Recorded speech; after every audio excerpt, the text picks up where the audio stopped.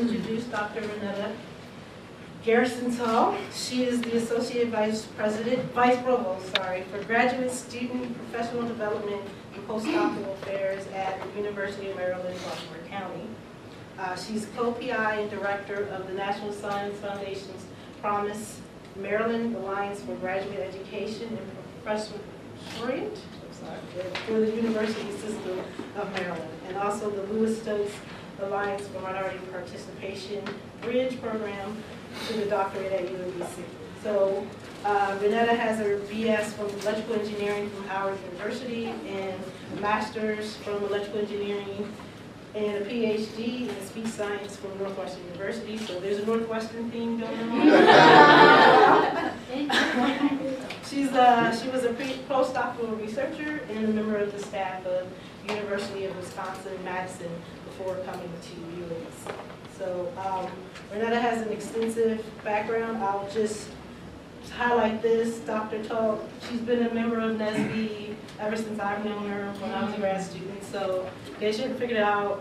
When I first got to Northwestern, Renetta and her husband, they were there, and they kind of welcomed me into the little NSBE graduate student family. So, and part of that family was NSBE focused, and so Dr. Tull has been focused on broadening participation in STEM through social sciences concepts and cultural competencies. She's her work is called something on the Jessica Effect, which she's published. I think you're going to talk about it, about culturally responsible mentoring, and which was mentioned at the White House College Opportunity. So I give you. Great, thank you. Thank you very much. It's my pleasure to be here, and actually I won't be talking about the Jessica Effect today, but I am going to continue the theme of going global. And so our last speaker talked about how important it is to go to different countries, to be involved in international engagement, and so I'm going to continue that, and I'm going to start with a story. It's December 2014. I'm excited because I have an opportunity to go to the World Engineering Education Forum, and it's in Dubai. I haven't been to the United Arab Emirates. It's my first time. And so I'm getting off the plane, I'm excited, it's a new culture, it's a new country, and I'm really happy that I have the opportunity not only to represent my university, but to represent my country, because now as we're going internationally, and you're going through customs and all of those kind of things, you're really a representative of the United States, and so I'm very pleased about that. And so I go to the conference, and I get into the session, and I'm thinking, this is the World Engineering Education Forum. We are going to see engineers from all over the world, and I look around the room, and I look for others like me, and I barely see anybody. Oh my, I see Dr. Gary May, at least he's there, he's the Dean of Engineering at Georgia Tech. I see Dr. Beverly Watford, she is the Director of the Broadening Participation Program at the National Science Foundation. I see my friend Darryl Williams, he's the Associate Dean of an Engineering Program at Tufts University. I see another person at ABET, and so I'm counting, okay, 1, 2, 3, 4. And I'm thinking, okay, well that's the US, well what about other parts of the world? Do I see other people with brown skin from around the world? And I'm not seeing them. I'm thinking, well, what about Africa? What about the Caribbean islands? What about other places? What about the brown people of Malaysia? What about some of the brown people from parts of India, the southern part of India? Where are they? I'm not seeing this. This is the World Engineering Education Forum.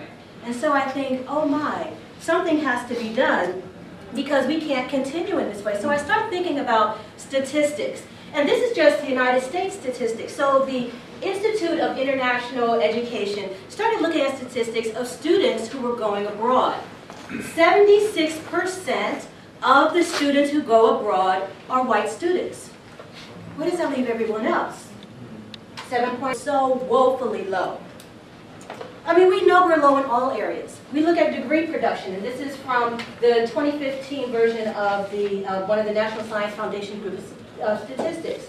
So we look at underrepresented minorities, and that includes all underrepresented minorities based on what the National Science Foundation is designating. So you have African Americans, Latino, Hispanic students. We have Native Americans, Pacific Islanders, and they're all in this, and look at the number of science and engineering doctorates. 7.3%. So in all of these categories, we see that underrepresented minorities as a whole, we continue to be under 10%. When I went to Colombia, South America, the same thing was happening. In fact, I had a colleague who was from one of the universities in Cali on the coastal region. And she said, I need to bring my students to see your talk. You're going to be talking about women in STEM. I need to bring them to see you because they've never seen another woman with your skin color who has a PhD. And it was interesting because when I went to Colombia, thinking in my sort of US thought pattern based on what I had seen on TV, I didn't know that there were people like me in Colombia until I actually went there, and I noticed that they were not necessarily in the universities. They were not even in the airport because they weren't traveling, but they were in the service areas. They were in the service kinds of jobs, and there weren't very many who were involved in education. And so when I had a chance to go to Colombia, I said, I'm going to be involved. And I'm going to get involved, and I was able to be involved with the International Federation of Engineering Education Societies. And then I wrote an article, and had an opportunity to write an article for the American Society of Engineering Education. And I talked about global exposure, and I'm imploring professors, I'm imploring administrators to have their students get passports, learn about different cultures, learn about different languages, because it's important that they are inviting people to engage in an international context. And I thought, okay, well now I have to do something about this. And so I wrote a grant to the National Science Foundation and to some other groups. I was able to get about $50,000 because I said, I'm going to take a group. I'm going to take students, I'm going to take my faculty who are underrepresented, who have not had these kind of experiences, and we're going to start to go global. We're going to start to do different things. And so my first trip was to Panama. I had a student who was able to come with me, and we went to the Latin and Caribbean Consortium of Engineering Institutions, the LACSE conference. And it turned out that they were a very welcoming group, and we were able to go to several conferences throughout the South American region. And so I took a group to Ecuador, and this is one of those pictures of the group in Ecuador, a group of African American students and faculty, Latino American students and faculty. Many of them were my current and former students. And I said, and now it's your turn, because they say that professors have an opportunity to reproduce themselves. And so now that you're going to be in the faculty, and now that you're going to have students, now you have to do the same thing. You have to make sure that people are involved and engaged in the global enterprise, because we can't keep going to these meetings on the world stage where we are not represented. We have work to do. The National Academy of Engineering has the grand challenges. And the grand challenges are vast. So we're talking about enhancing personalized learning, enhancing virtual reality, engineering better medicines, improving and restoring urban infrastructure, providing better access to clean water, preventing nuclear terror,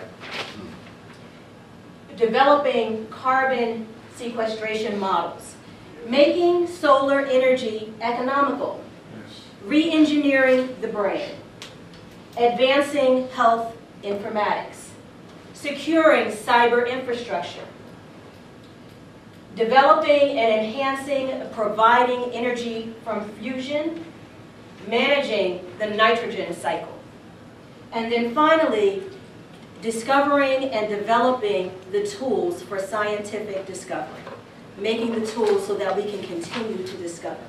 We have work to do. And in these meetings that I'm going to where they're talking about the national challenges, you have people who are nervous. They're upset. They're thinking, oh my goodness, is the next generation going to be ready to help us with these challenges? And you have to have a diverse group of people who have diverse experiences, who have diverse backgrounds, who can contribute to this problem.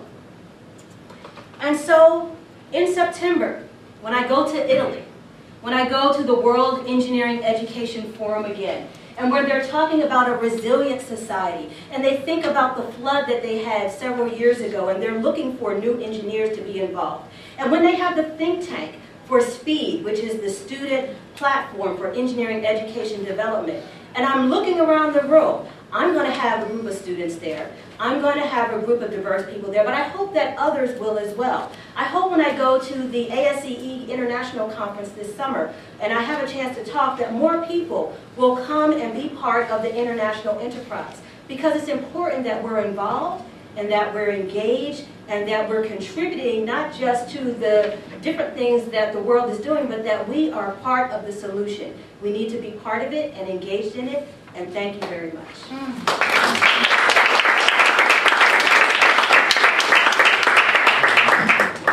Please, are there any questions?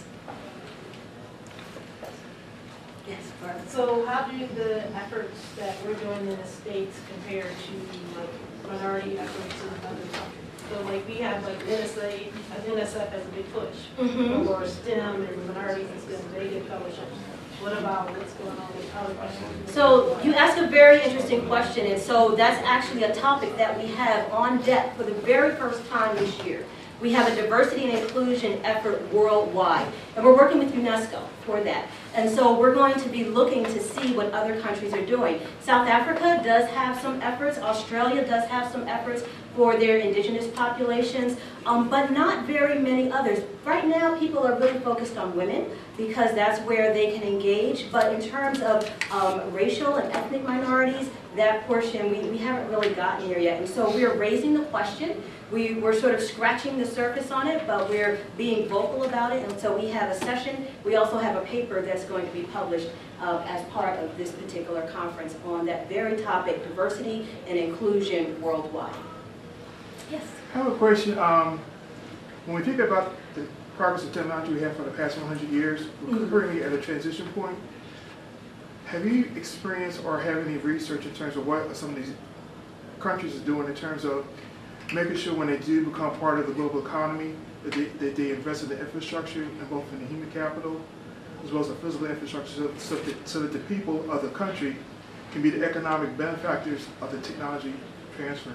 That's one of the things that they're starting to at least look at from what I know of on the student side, and that's where a lot of the professors are coming together to make sure that that happens. So they're getting together with the change agents who are in the policy-making sectors. They're getting together with the universities as well as the industries to start to have those kinds of conversations, because that had been one thing that had been lacking over time. And so these are some of those conversations that are coming up, and I'll probably be learning more about that as we go forward.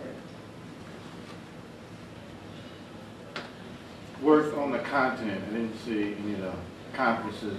Are there major ones being held in any of the countries on the continent, African continent? At this point, not yet. However, by having some of these conversations, we hope that might be next. I know there was a gender summit that was in South Africa this year. It was a couple of months ago. And so in terms of the World Engineering Education Forum, not yet. They only have a couple of people who are in Africa who are part of the Global Engineering Deans Council.